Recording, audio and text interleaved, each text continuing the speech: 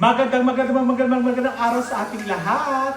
At ngayong araw, since matagal-tagal din tayo hindi nakapag-vlog, so ngayon, meron tayong delivery. Tadaan! I would like to thank Gio for this one. Salamat. And then, itatry natin to unbox this.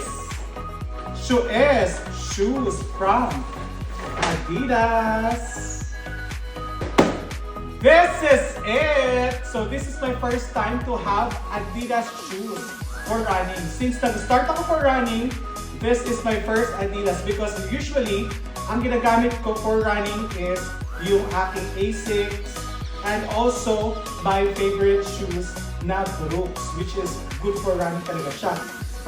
Again, hindi po ito paid advertisement. This is only my personal choice kasi marami akong mga friends na runners also, they want me to try the shoes.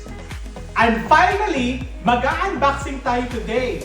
This is the Adizero Evo SL Ruben from Adidas. Today, pag-usapan natin ang isa sa pinaka-exciting runner shoes ngayon. Tada!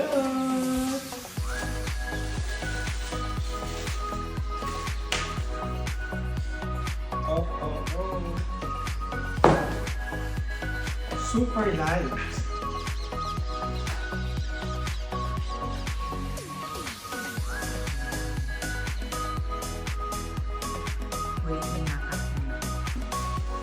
Ang Adizero Evo SL Ruben ay design para sa mga runners na gusto ang lightweight, speed, at comfort sa isang sapatos.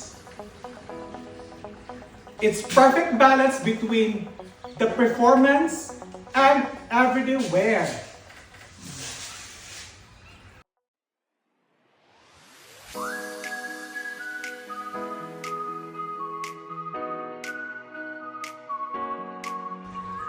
Sa woven version na ito, mas improved na ang upper mass, snug, mas breathable at mas secure sa paa.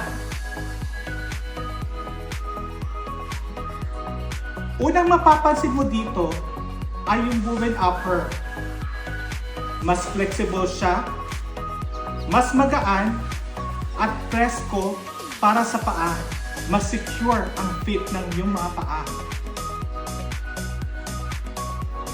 Sa ilalim nito, meron itong Light Strike Pro Foam na nagbibigay responsive bounce, smooth transition habang tumatakbo, less pagod sa paa kahit long run.